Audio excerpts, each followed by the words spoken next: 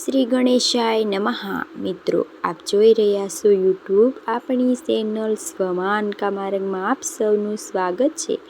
મિત્રો, આજે આ વિડીયોમાં આપણે સાંભળવાના છીએ કાર્તિક માસના વદ પક્ષની ચતુર્થી સંકટ ચતુર્થી વ્રત કથા, મહિમા, મુહૂર્ત, પૂજન વિધિ તથા ચંદ્રોદયનો સમય વિશે પણ જાણીશું. પૂજન વિધિ વિશે પણ જાણીશું. જો આપને આ વિડીયો પસંદ આવે તો લાઈક કરજો, શેર કરજો, કમેન્ટ કરજો. આપ આ ચેનલ પર પહેલી વખત જોઈ રહ્યા છો તો સબસ્ક્રાઈબ કરી લેજો, જેથી આવનારા નવા વિડીયોની માહિતી આપ સુધી તુરંત પહોંચી શકે. ધન્યવાદ. ઓમ વક્રતુંડ મહાકાય સૂર્યકોટિ સમપ્રભ વિઘ્નેય કુરુ મે દેવ સર્વ કાર્યે સદાવે. બોલો ભગવાન શ્રી ગણેશની જય. મિત્રો, હિન્દુ ધર્મમાં ચતુર્થી તિથિનું ઘણું મહાત્મ્ય છે. આ તિથિ ભગવાન શ્રી ગણેશજીને સમર્પિત છે, માટે આ તિથિના ઈષ્ટદેવ હોય છે. જે ભક્તો આ ચતુર્થીનું વ્રત કરે છે, ભગવાન શ્રી ગણેશજીનું પૂજન વિધિ કરે છે, તેના જીવનમાં સંકટોનું હરણ થાય છે, બાધા વિઘ્ન માટે છે. ધર્મમાં ચતુર્થી તિથિ ભગવાન શ્રી ગણેશજીની હોય છે અને જીવનમાં સુખ, સમૃદ્ધિ, આનંદ, વૈભવ પ્રાપ્ત થાય છે. હિન્દુ ધર્મમાં ચતુર્થી તિથિ ભગવાન શ્રી ગણેશજીની પૂજાનો દિવસ મનાવાય છે. મહિનામાં 2 વખત ચતુર્થી આવે છે. શુદ્ધ પક્ષની અને વદ પક્ષની બંને તિથિનું મહાત્મ્ય અલગ અલગ જ છે. જેમ કે શુદ્ધ પક્ષની આવતી ચતુર્થી વિનાયક ચતુર્થી કહેવાય છે અને વદ પક્ષની ચતુર્થી સંકટ ચતુર્થી કહેવાય છે. ચતુર્થીનું વ્રત કરવાથી બગડેલા કાર્ય પણ બની જાય છે. સૌ પ્રથમ આપણે જાણી લઈએ કે કાર્તિક માસના વદ પક્ષની ચતુર્થીની તિથિ પ્રારંભ ક્યારે થઈ છે અને પૂજાનું મુહૂર્ત શું છે, ચંદ્રોદયનો સમય શું છે. આપણા હિન્દુ પંચાંગ અનુસાર કાર્તક માસની શુક્લ પક્ષની ચતુર્થીની તિથિ આરંભ થાય છે તારીખ 9 નવેમ્બર 2025 શનિવારના દિવસે સાંજે લગભગ 7 વાગ્યાની આસપાસ. જે તિથિ પૂર્ણ થાય છે 9 નવેમ્બર 2025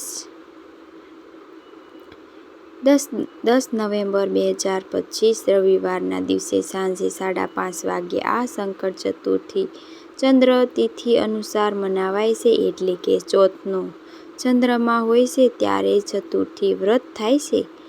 આ વદ પક્ષની ચતુર્થી એટલા માટે તારીખ 9 નવેમ્બર 2025 અને શનિવારના દિવસે આ વ્રત રાખવાનું રહેશે. આ વદ પક્ષની ચતુર્થી ચંદ્ર દર્શનનું, ચંદ્ર પૂજનનો ઘણો મહિમા છે.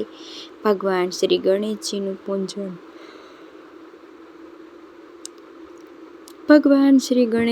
પૂજન થાય છે વિધિ વિધાનથી. પછી ચંદ્રદેવનો અર્ઘ્ય અપાય છે, દર્શન કરાય છે, પ્રભુને પ્રાર્થના કરાય છે, પોતાની મનોકામના કહેવાય છે.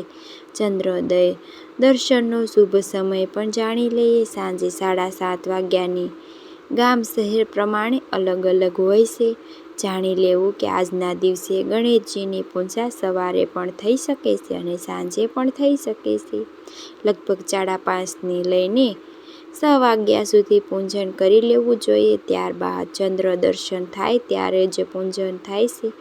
આ વ્રત એક જ દિવસનું હોય છે, માટે આ વ્રત સૂર્યોદયથી લઈને ચંદ્ર દર્શન થાય ત્યારે વ્રતના પારણા થાય છે. હવે આપણે જાણી લઈએ આ ગણેશ ચતુર્થીનું પૂજન વિધિ વિશે. જે ભક્તો આ ગણેશજીની ચતુર્થી વ્રત કરવા માંગે છે અથવા જેઓ વ્રત નથી કરતા, તેઓ પણ સર્વે ભક્તોને ગણેશજીનું આજે પૂજન કરી શકે છે. સવારે વહેલા ઉઠીને સ્નાન આદિ પરવારી શુદ્ધ વસ્ત્ર ધારણ કરવા, ત્યારબાદ ભગવાન શ્રી ગણેશનું જે કે આપણા ઘરમાં મંદિરમાં પ્રભુની મૂર્તિ ફોટો બિરાજમાન હોય છે કે ના હોય તો પણ પૈસો અને સોપારી પણ ભગવાન શ્રી ગણેશજીનું સ્વરૂપ મનાય છે, તેની પૂજા કરી શકાય છે. ઘરના મંદિરમાં પણ શ્રી ગણેશનું પૂજન થઈ શકે છે અને અલગ અલગ બાજુ ઢાળીને લાલ વસ્ત્ર પાથરીને તેની ઉપર અનાજની ઢગલી કરી ઘઉં, ચોખા વગેરે અને ત્યારબાદ ભગવાન શ્રી ગણેશની મૂર્તિ કે ફોટો સ્થાપિત કરાય છે. કુંભ સ્થાપન પણ કરી શકાય છે અને આજે સવારથી જ્યારે ચંદ્ર દર્શન થાય છે ત્યાં સુધી અખંડ જ્યોત પણ પ્રજ્વલિત કરી શકાય છે. ત્યારબાદ ભગવાન શ્રી ગણેશજીની સામે ધૂપ, દીપ, નિવેદ, કંકુ, સિંદૂર, હળદર આદિ પૂજન થાય છે. ભગવાન શ્રી ગણેશજીની સાથે શ્રીયંત્રનું પણ પૂજન કરી શકાય છે. શ્રી ભગવાન શ્રી સામે નિવેદમાંથી ઘી, ગોળ, ઘઉંના લાડુ ધરાવાય છે અથવા મોતીચૂરના લાડુ કે ચણાના લોટના લાડુ પણ ધરી શકાય છે. વ્રત કરનારે પોતાના મનોરથથી સિદ્ધ કરવા માટે ગણેશજીના સમર્થ પ્રાર્થના કરવી કે વ્રતનો સંકલ્પ કરાય છે. પોતે વ્રત કેવી રીતે કરવા માંગે છે? આ વ્રત બે રીતે થાય છે. એક તો ઉપવાસ, જેમાં ફલ ફલાદી લઈ શકાય છે, ચા, દૂધ, કોફી લઈ શકાય છે અને એક ટાઈમ ભોજન સાંજે જ્યારે ચંદ્ર દર્શન થઈ જાય ત્યારબાદ રાત્રિના એક ટાઈમ ભોજન સાત્વિક ભોજન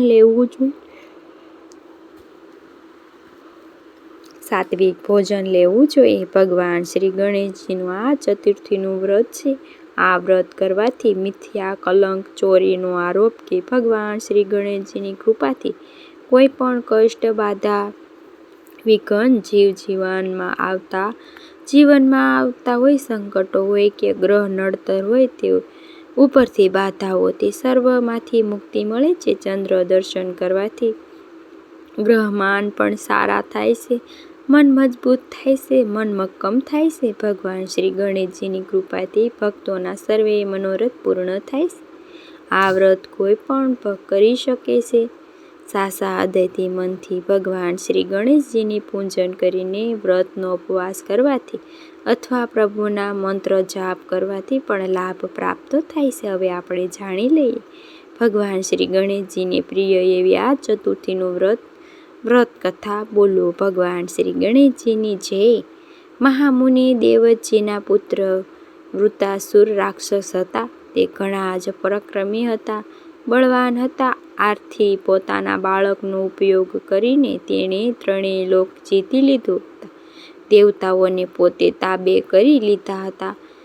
દેવતાઓને ત્રાસ આપીને હેરાન પરેશાન કરતા માટે સર્વે દેવી દેવતાઓએ ચારેય દિશાઓને નાસભાગ કરવા લાગ્યા. બધા દેવો એક થઈને દેવરાજ ઇન્દ્રને પોતાના નેતા બનાવીને ભગવાન શ્રી નારાયણને શરણોમાં ગયા. ભગવાન શ્રી હરિ વૈકુંઠ ધામમાં બિરાજમાન હતા ત્યારે સર્વે પહોંચ્યા. ભગવાન નારાયણને પોતાની દરેક સમસ્યા કહી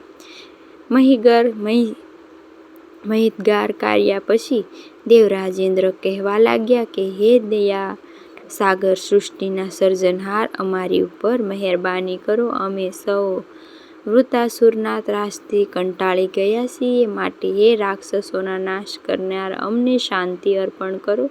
દેવતાઓની અરજી સાંભળીને ભક્ત વત્સલ્ય ભગવાન નારાયણ બોલ્યા, હે દેવરાજ, સમુદ્રના વચ્ચે ટાપુમાં રહેવાને કારણે રાક્ષસો બહુ નિર્ભય, તોફાની સાથે જ બળવાન બની ગયા છે. આ ઉપરાંત તૃષાસુર દાનવે બ્રહ્માજીની પાસે અભય વરદાન પણ મેળવી લીધું છે. માટે તમે બધાએ અગસ્ત્ય ઋષિને, જે સર્વ ઋષિઓમાં શ્રેષ્ઠ છે, તેમની પાસે જાઓ.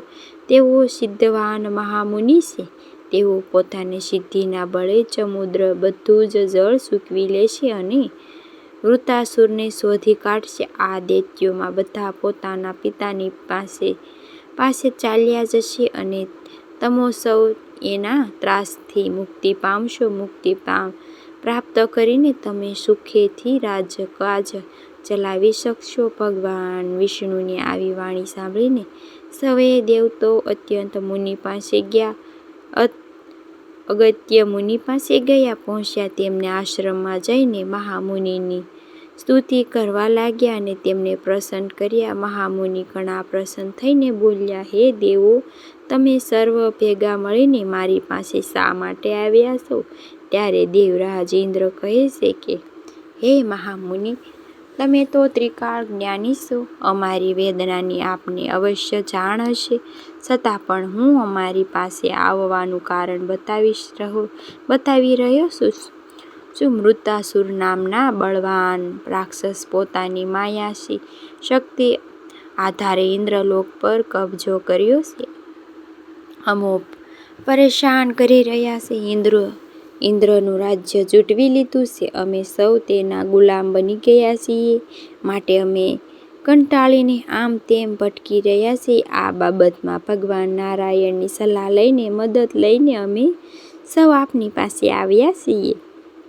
હે મહામુનિ, અમારી ઉપર દયા કરો. અમે વૃતાસુરના ત્રાસથી મનને મુક્ત કરો. દેવોની દુઃખભરી સમસ્યા સાંભળીને મહામુનિ બોલ્યા, હે દેવતાઓ, તમે મારી પાસે આવ્યા છો માટે આપ સૌને સુખ શાંતિનો રસ્તો બતાવું છું. તે ધ્યાનથી સાંભળો. થોડી વાર અટકી ઋષિ બોલ્યા, હે દેવગણો, આપ સૌ નરસિંહ થઈને આપના સ્થાનો પાછા ફરો. તમારા સૌના દરેક મનોરથ અવશ્ય પૂરા થશે. હું આપને આશીર્વાદ આપું છું. મહામુનિએ વાત સાંભળીને દરેક દેવતાઓ નિશ્ચિંત થઈને પોતપોતાને સ્થાને ચાલ્યા ગયા. તેમના ગયા પછી મહામુનિએ મનમાં ચિંતા થવા લાગી કે આવડા મોટા દરિયાનું બધું જ જળ હું કેવી રીતે પી શકીશ? આવા કપરા સમયે મહામુનિએ ભગવાન શ્રી ગણેશનું સ્મરણ કર્યું. સંકટમાંથી મુક્તિ માટે સંકટ ચતુર્થીનું વ્રત કર્યું. શ્રદ્ધા ભક્તિ ભગવાન શ્રી ગણેશજીનું પૂજન કર્યા. 3 મહિના સુધી સતત વ્રત કરવાથી ગણેશજી પ્રસન્ન થયા અને તેમની ઉપર કૃપા કરી. આ વ્રતનું પ્રભાવથી મહામુનિ સમુદ્ર બધું જ જળ પી ગયા દરમિયાન સૂકવી નાખ્યું. આ રીતે મહામુનિએ ભગવાન શ્રી ગણેશનું વ્રત કરીને દેવતાઓને સમસ્યાનું સમાધાન કર્યું અને પ્રભુની કૃપા પણ પ્રાપ્ત કરી. આ વ્રત સાંભળવાના માત્રથી જ 1000 અશ્વમેઘ યજ્ઞનું પુણ્ય ફળ પ્રાપ્ત થાય છે. બાજપે યજ્ઞ કર્યા મહાપુણ્ય ફળ પ્રાપ્ત થાય. મહામુનિએ પોતાના જ્ઞાનના પ્રભાવથી દેવતાઓને વૃતાસુર કેદમાંથી મુક્ત કર્યા. હે ભગવાન શ્રી ગણેશ, જેવી રીતે આ અગત્યની ઋષિની ફળ્યા છો, એવી જ રીતે આપનું આ વ્રત કરનાર, કહેનાર, સાંભળનાર સૌને ફળજો. ભગવાન શ્રી ગણેશની જય. તો મિત્રો, આપણે સાંભળી કારતક માસની વદ પક્ષની ચતુર્થી તિથિ વ્રત કથા, મહિમા, પૂજન વિધિ. મને આશા છે કે આપને આ વિડીયો જરૂર પસંદ આવ્યો હશે. ભગવાન શ્રી ગણેશના કોઈ પણ મંત્ર જાપ કરવા લાભથી પ્રાપ્ત થાય છે, મનોકામના પૂર્ણ થાય છે. મંત્ર: ઓમ એકદંતાય વિદ્મહે વક્રતુંડાય ધીમહિ ધિયો દન્તી પ્રચોદયાત્. મહાકાલાય વિદ્મહે વક્રતુંડાય ધીમહિ ધિયો યો નઃ પ્રચોદયાત્. વિદ્મહે વક્રતુંડાય ધીમહિ ધિયો દિત્યા પ્રચોદયાત્. આ રીતે ગણેશજીના કોઈ પણ મંત્ર જે આપણે પ્રિય હોય છે તે જપી શકાય છે, અથવા ગણેશજીના 12 નામ છે તેને પણ જપી શકાય છે. ઓમ સુખકાય નમઃ, ઓમ એકદંતાય નમઃ, ઓમ કપિલાય નમઃ, ઓમ ગજકર્ણાય નમઃ, લંબોદરાય નમઃ, ઓમ વિકટકંઠાય નમઃ, ઓમ વિઘ્નવિનાયક નમઃ, ઓમ વિનાયકાય નમઃ, ઓમ ધૂમકેત્ર નમઃ, ઓમ ગણધ્યાય નમઃ, ઓમ ફાલચંદ્રદાય નમઃ, ઓમ ગજાનનાય નમઃ. ઓમ ઉપરાંત આજે ચતુર્થી હોય, સંકટ ચતુર્થી હોય, ભગવાન શ્રી ગણેશજીના દ્વારા કહેવામાં આવેલું છે કે સંકટનાશક ગણેશ સ્ત્રોત પાઠ કરવાય છે. સંકટ દૂર થાય છે. પણ શિષદેવમ ગૌરી પુત્ર વિનાહાય ભક્ત વાસુદેવાય ધીમહિ નિત્યાય આયુની પ્રથમ વક્રતુંડાય ધીમહિ તૃતીય કૃષ્ણ વિગસાય જંગલાય નમઃ. મને સાંભળવા માટે ધન્યવાદ. આપ સૌને મારા જય શ્રી કૃષ્ણ.